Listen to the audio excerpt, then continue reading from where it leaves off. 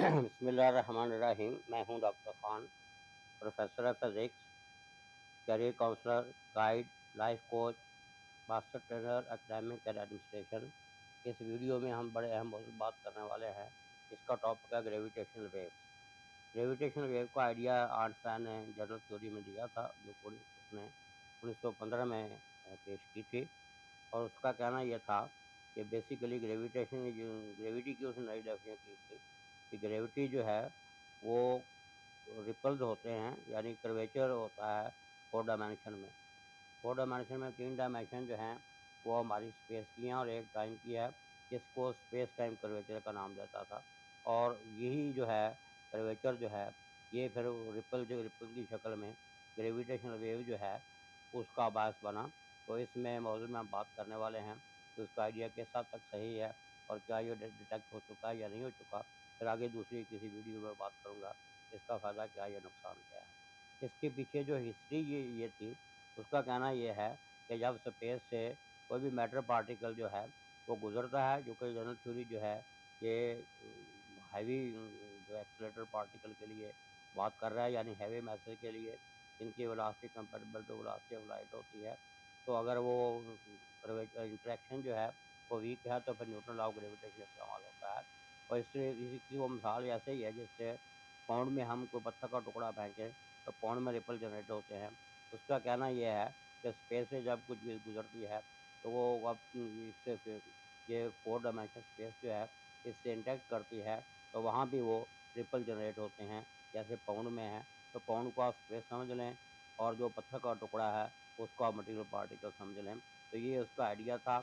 और इसी तरीके से वह स्पेस टाइम में रिपल की वजह वो बता रहा है कि वहाँ चूँकि डिस्टर्बेंस होती है, डिस्टॉर्शन होती है, इस वजह से वहाँ एनर्जी रिलीज होती है और वो एनर्जी जो है हम चेक कर लेते हैं। उसके बाद ये डिटेक्ट हुई या नहीं हुई, इससे पहले कि मैं उस पे बात करूँ, एक फिर मैं आगे स्लाइडें आएँगी और मैं गुज़ारूँगा वहाँ इलेक्ट्रोमैग्नेटिक वेव की तरह ये जो है ग्रेविटेशनल वेव जनरेट होती हैं और इनका भी ग्रेविटेशनल फील्ड होता है, जैसे इलेक्ट्रोमैग्नेटिक फील्ड होता है।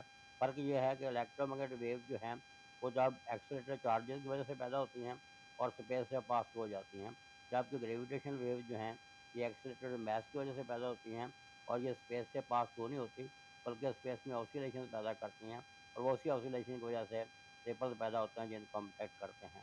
दूसरा मेन फ़र्क ये है कि इलेक्ट्रोमैग्नेटिक वेव जो हैं वो परपेंडिकुलर भी हो सकती हैं, अलोंग एक्स एक्सिस भी, अलोंग वाई एक्सिस भी, अलोंग जी एक्सिस भी, जबकि ग्रेविटेशनल वेव सिर्फ एक्स और वाई डायरेक्शन में होती हैं, जहाँ फिर इंक्लाइंड जो है 45 डिग्री में होती हैं।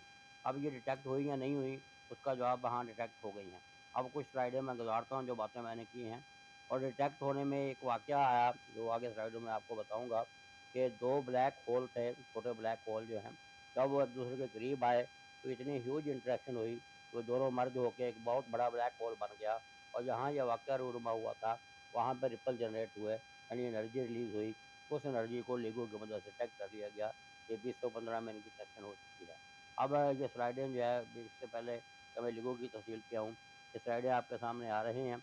इनमें ये आपको नज़र आ रही स्लाइड बड़ी अहम है कि किस तरीके से ये 4 डायमेंशन में क्या स्पेस टाइम जो है उसमें कर्वेचर पैदा करते हैं। ये स्पेस टाइम आपको दिखाया गया है और जहाँ-जहाँ ये रिपल जनरेट हो रहे हैं वहाँ पर ये कर्वेचर पैदा हो रहा है और ये कर्वेचर जो है डिस्लोकेशन डिस्टर्बेंस जो है इसको हम डिटेक्ट कर लेते हैं, वही ग्रेविटेशनल वेव्स होती हैं। तो ये आगे जो कुछ भी लिखा हुआ है ये सारी ये मैंने वज़ाहत कर दी है। इन स्लाइडों में ये कंपैरिज़न आ रहा है इलेक्ट्रोमैग्नेटिक वेव का और ग्रेविटेशनल वेव का। इस पे मैंने बात कर दी है। ये जो मैंने आपको कहा था कि आप देखें ये आपकी इलेक्ट्रोमैग्नेटिक वेव्स हैं, जो परपेंडिकुलर इलेक्ट्रोमैग्नेटिक फील्ड परपेंडिकुलर जा रही हैं और ये एक्स वाई जेड जो है तीनों डायमेंशन में भी हैं। जबकि ये हमारी ग्रेविटेशनल वेव जो हैं ये ऑसिलेशन पैदा कर रही हैं स्पेस में और ये अलोंग एक्स और वाई हैं और दरमियान में देखें कम खा रही हैं 45 डिग्री वाली बात जो मैंने की थी। उसके बाद इसकी जो वजाहत है इस पे क्या क्या कुछ करती है, इनका फ़ायदा क्या नुकसान कैसे, अलग वीडियो आएगी।